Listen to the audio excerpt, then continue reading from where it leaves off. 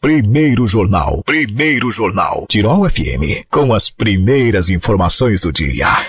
Bom, dito isso, gente, nós, como de prometido, vamos entrevistar a diretora de ensino do CFC Schneider, Magali Schneider, que vai falar sobre as ações que tanto os CFCs quanto a administração municipal estão tomando diante a Semana do Trânsito. Agradecendo a presença da Magali, muito obrigado pela disponibilidade de nos trazer essas informações que são tão importantes no município, onde os índices de acidente de trânsito são muito elevados. Bom dia, Magali. Bom dia, tudo bem? Tudo bem. Olha, a gente poderia estar falando talvez de coisas mais fáceis, né? Afinal de contas, acidente de trânsito ninguém gosta de se envolver, né, Magali? É verdade. E aqui no município, infelizmente, nós vivemos com esses altíssimos índices, né, desses acidentes acontecendo de forma frequente, né? É difícil o dia no município que não ocorre um acidente de trânsito. Tendo em vista essas situações, nós temos aí a Semana do Trânsito, e eu queria saber quais os destaques, quais essas ações dessa Semana do Trânsito estão sendo preparadas, ou foram já preparadas e que foram colocadas em prática já. Ok, muito bem. Bom dia, ouvintes. Essa Semana Nacional do Trânsito, então, ela é comemorada em todo o país, né? Então, é um marco já, né? Sempre em setembro. Ela fica juntamente com a Semana Farroupilha, né? Então é uma das coisas que atrapalha um pouco, às vezes, o trabalho e as ações. Mas a gente não desiste, sempre trabalhando muito fortemente em cima de educação e conscientização. O trabalho, ele é um trabalho conjunto, né? Mediante esforços de prefeitura, administração municipal, brigada militar, polícia estadual, bombeiros voluntários e CFCs que fazem esse trabalho. Então, ela terminou, porque ela iniciou dia 18 e terminou dia 25, mas as ações, elas são permanentes e continuam, né? Então, durante essa semana foram feitas diversas palestras em escolas, né? Então, todas as escolas do município, elas foram divididas, então, as entidades, e os centros, então, se responsabilizaram de um trabalho voluntário a ministrarem palestras para essas crianças, né? Depois disso, a gente fez blitz em semáforos, né? E fizemos também conversas em rodas abertas com empresas de transportes, por exemplo, né? E diversas outras questões estão programadas, inclusive para a semana que vem, no dia 4, uma palestra na SIC, né, onde todos os empresários e pessoas que quiserem vir assistir essa palestra, onde vai ser tratado índices, né, questões que vêm de bombeiros voluntários, né, de acidentalidade, de brigada militar. Então vai ser bem interessante, porque a gente vai conversar bastante sobre isso aí. Bom, a gente, embora esteja na Semana Nacional do Trânsito, a gente sabe que Teutônia vive essa preocupação durante o ano todo, né? E durante todo o ano são feitas ações, ou pelo menos tentativas, de melhorias quanto a essa questão. E nós conversamos aqui fora do ar, Magali, e eu até questionei você quanto à questão de qual seria a principal dificuldade dos nossos motoristas, né? Por que esses índices, eles são tão altos? E tentando encontrar um motivo, né, do porquê. Teria como fazer, talvez, uma pesquisa para descobrir qual é a maior dificuldade? Por que o condutor aqui no município de Teutônia encontra tanta dificuldade no trânsito? Isso teria como ser feito, Magali, na sua opinião? Eu acho que teria que ser feito, sim, só que teria que ser bem pesquisado, formulado, né, de que maneira a gente vai proceder com isso, né. Então, os centros, eu hoje venho falar da posição de educadores para o trânsito, né. Então, a gente não mede esforços para formar condutores com consciência, porque eles recebem aulas, treinamentos, né? Inclusive tem toda a parte de aulas que ela é extensa e vai ficar mais ainda pela nova resolução, né? Então o processo de habilitação ele vai ficar mais complicado.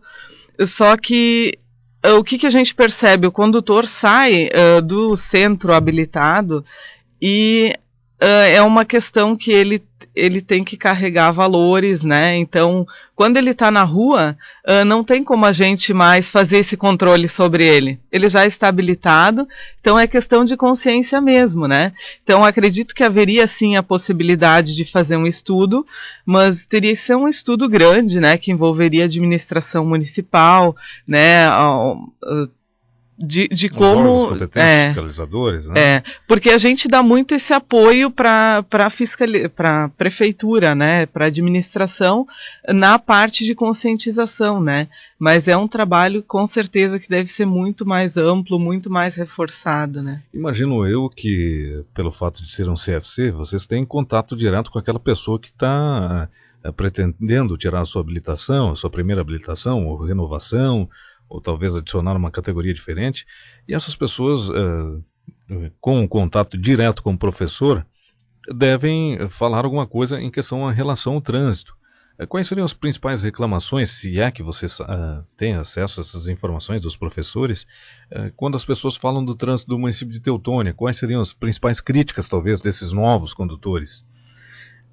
Que eu vou... É um pouco difícil isso, né, essa pergunta, mas assim, com os com as pessoas que estão se habilitando, né, eles acabam fazendo ali, andando na velocidade ideal, né, então você nunca vai ver um carro de autoescola andar acima da velocidade, só que o que acontece? Eles percebem muito desrespeito com os demais condutores, né, que, por exemplo, xingam quando eles param para deixar um pedestre atravessar uma faixa de segurança, né?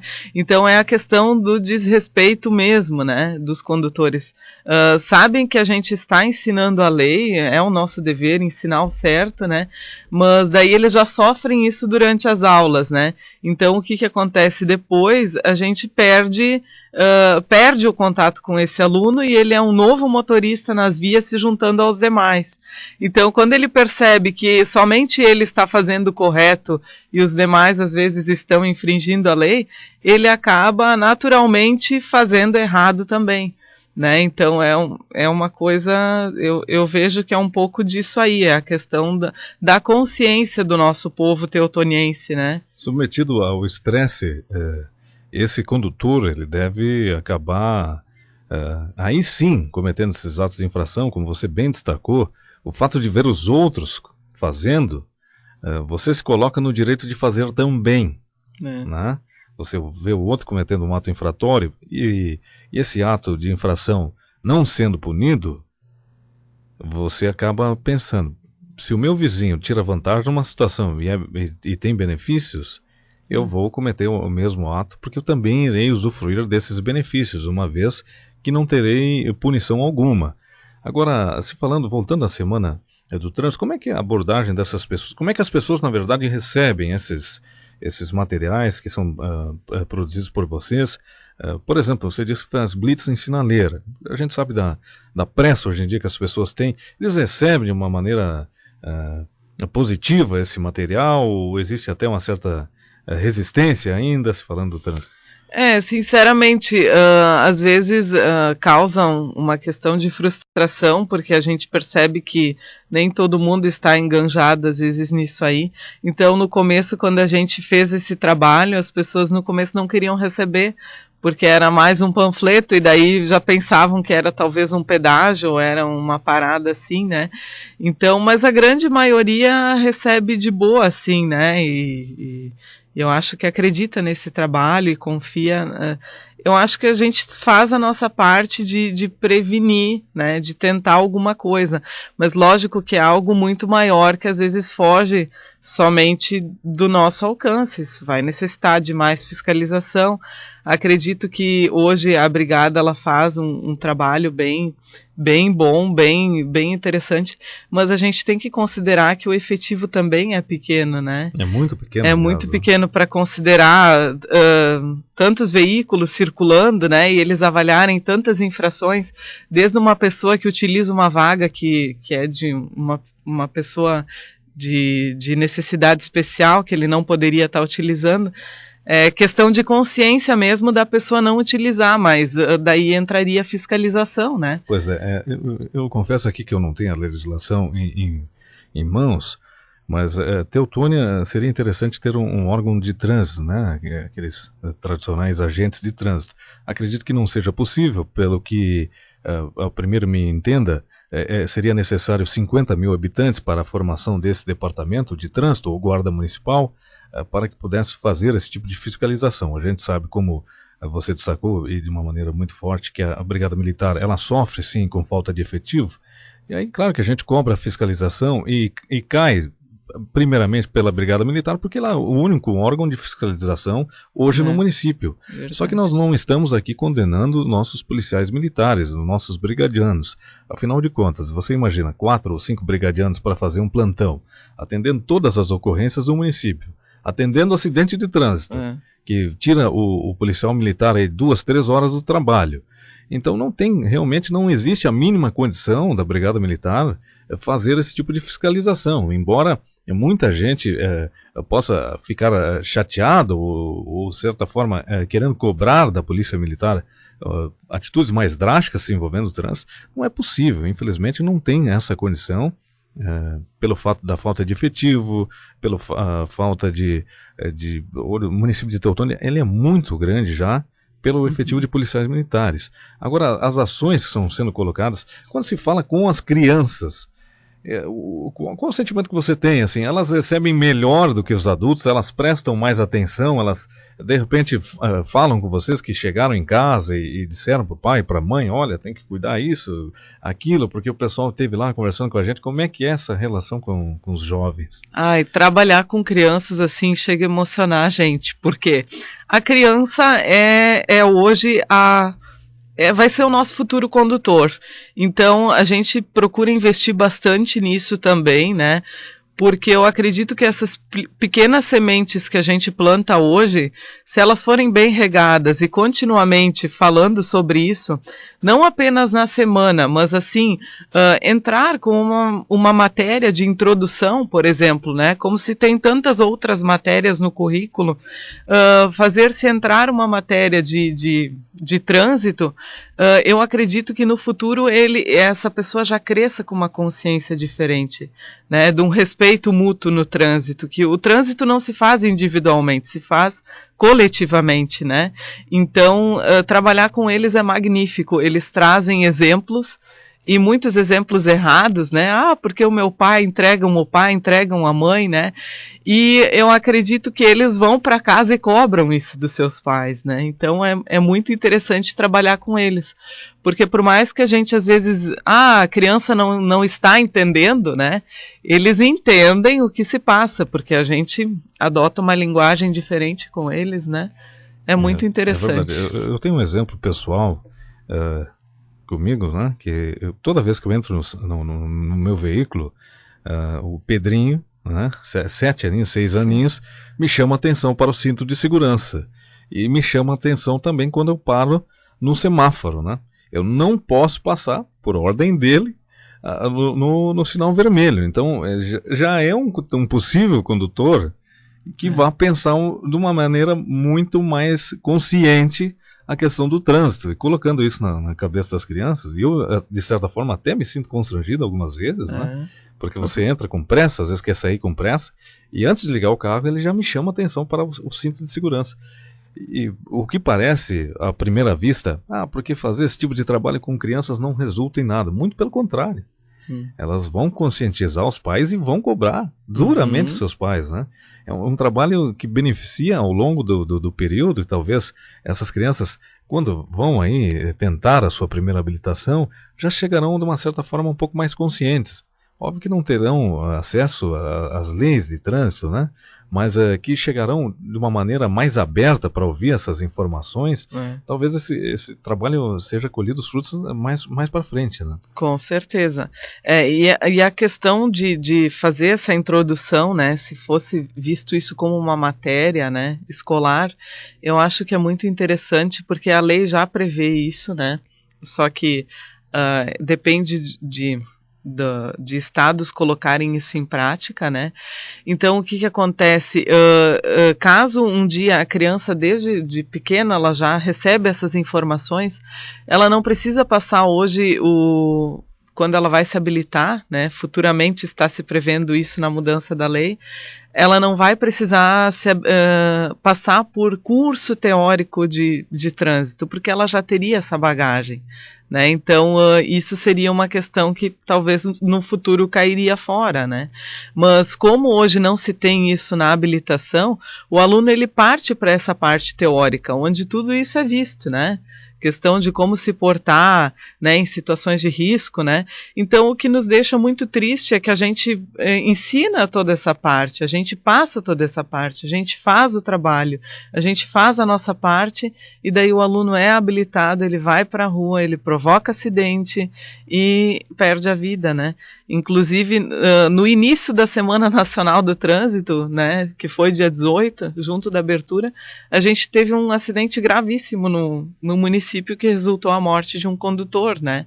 Então, é questão de consciência mesmo, né? E ao meu ver, pelo que parecia, seria excesso de velocidade, né? Pois é, então, como conscientizar é uma tarefa árdua, né? A questão da conscientização, principalmente, colocar na cabeça dos motoristas que as leis de trânsito não é por nada que existem as leis, né? Se existem, é porque devem ser cumpridas, e se existem, é porque alguém estudou para que elas fossem colocadas em práticas, porque elas geram algum benefício, porque tem alguma coisa que possa ser evitada com esse tipo de lei. Agora, eu queria falar um pouquinho, já que o nosso tempo é curto, dos avanços na questão do ensino desses novos condutores. No meu tempo, não havia tanta tecnologia, né? Uhum. Se aprendia mais na aula e a prática eram poucas horas. Hoje já há um aumento de horas na prática, também na legislação, e também me parece que a tecnologia foi adicionada a esse processo, né? Como é que funciona hoje a formação de um novo condutor? Bom, a formação, 20 anos já nesse ramo, né, de centro, então, de formação. Nesses 20 anos a gente deu passos bem longos, né, em questão de avanço. E a tecnologia, ela veio geral também nessa área de habilitação, né. E a previsão é que isso acentue cada vez mais, né. Então, hoje um candidato, quando ele inicia, ele já vai, hoje atualmente não, mas já está tudo implantado para ele começar com a biometria no início de um exame médico, por exemplo, né? A gente já recebeu os equipamentos, só está aguardando efetivamente a gente poder iniciar o processo, onde ele vai registrar a digital dele e daí inicia o processo, né? De exames, então, e depois a aula teórica também com biometria, a presença vai ser de chamada com biométrica. Ele vai passar por essas questões de aulas ministradas teóricas internas, e vai haver a possibilidade ainda de ele fazer esse curso teórico à distância, né? Grande novidade. Um curso teórico como de reciclagem, por exemplo, né? Ele poderia fazer esse curso teórico à distância, né? Isso são as novidades da nova resolução que está alterando isso aí. Depois disso, ele vai poder ir para as aulas de simulador, né, que ele é monitorado para isso. Simulador muita gente é contra, né, mas particularmente a gente trabalhando na área, a gente vê que isso tem uma grande diferença, o aluno que é submetido às aulas de simulador e o aluno que não faz, porque ele já sai com uma base, né, do que são pedais, dos espelhos que ele vai ter que enfrentar, dos cuidados que ele vai ter que observar, de direção em si, né, de ter a questão ali da direção. Então ele é bem benéfico, né, só que tem que ser uma aula produtiva, né, se o professor está ali não produzindo muito, vai passar uma impressão diferente da aula, né. E depois disso, ele tem as aulas práticas, então, que elas são monitoradas hoje, né? A gente consegue perceber através de câmeras, né? As falas que os instrutores estão fazendo com os alunos com eles. Então tudo é gravado, tudo é monitorado, né? E as provas também são eletrônicas através de tablets hoje, né? Poxa. Então a tecnologia entrou geral, né? Aulas teóricas ainda se ministra muito no papel, né?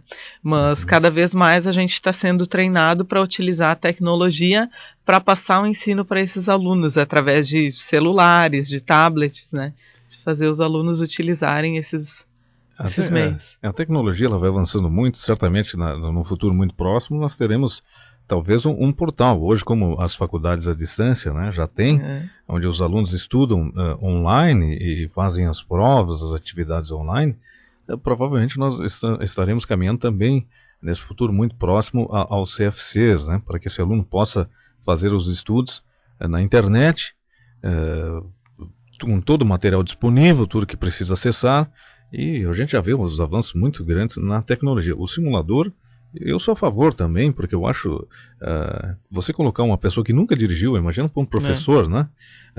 A pessoa nunca teve contato com o veículo, e você colocar direto no trânsito, por melhor que o professor seja, deve ser uma missão bem tensa, bem preocupante, principalmente nas primeiras horas de aula, né? Até que o aluno tenha pelo menos um princípio de noção. E a gente sabe que a questão da coordenação motora de cada um, ela é diferente, né? Muito diferente entre pessoas. Então, acredito que a questão do simulador veio muito em benefício. Magali, eu quero agradecer a sua presença. Infelizmente, o nosso tempo é curto. Fica as portas abertas aqui da Rádio Tirol para mais visitas. E tomara que a gente tenha, condutores, uma consciência mais aberta e que prestem mais atenção no trânsito e que, mais do que isso, que saibam respeitar o outro condutor. Afinal de contas, se todo mundo respeitasse o outro condutor, nós não teríamos tantos acidentes. Obrigado, Magali, pela sua participação. Ok, a gente que agradece a oportunidade.